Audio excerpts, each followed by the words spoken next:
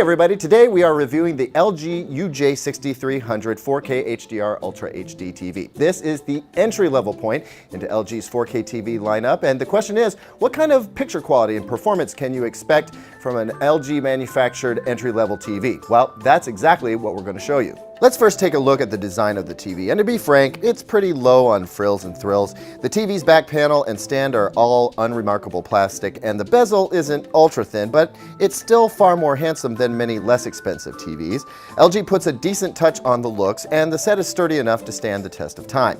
On the back, we find our connection bay where you get 3 HDMI inputs, 2 on a recessed side bay, and 1 rear-facing jack, which accompanies the rest of the inputs. The stand follows a trend we're seeing this year where legs are used instead of a pedestal, and on this 65-inch model, those legs require 53.5 inches of width on your entertainment stand or cabinet. Looking at the TV straight on, it has enough anti-reflective coating for a semi-gloss look, and it does an average job of rejecting ambient light, though in the brightest of settings, this TV will wash out just a touch.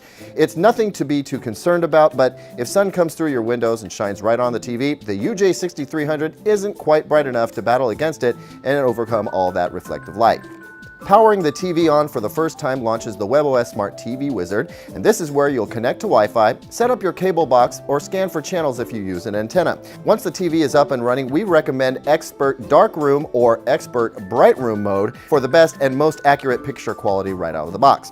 The other thing you need to be certain to do is turn off or at least minimize the Eco mode, as this restricts the TV's brightness significantly. And as for True Motion, make sure it is turned off. One thing this TV doesn't do well is what's called motion interpolation, so the feature that's meant to smooth out motion tends to make it worse. Just leave it off. Since you don't get a magic motion remote, you might be wondering what it's like to use WebOS, and as far as the remote is concerned, it's not difficult. You just go up, down, left, right, and enter like most TV menus require you to do. However, the chip that runs WebOS in this TV seems slightly slower than the models above it, so it feels a little sluggish to us, but it's worth noting we've been playing around with really fast TVs lately.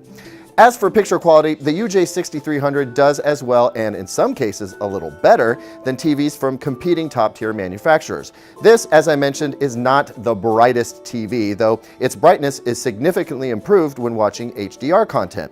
With that said, this TV doesn't do HDR quite as well as some slightly more expensive models, so if HDR is what you are most excited about, it's probably worth taking a step up to the UJ7700, or better yet, the Super UHD SJ8500, both of which we've reviewed. Otherwise, this is a great TV for general use. Despite lacking the color brightness it needs to really stun you in HDR mode, it's still got a pretty vivid picture, and if you're stepping up from an older mid-tier 1080p model, you can expect several picture quality improvements.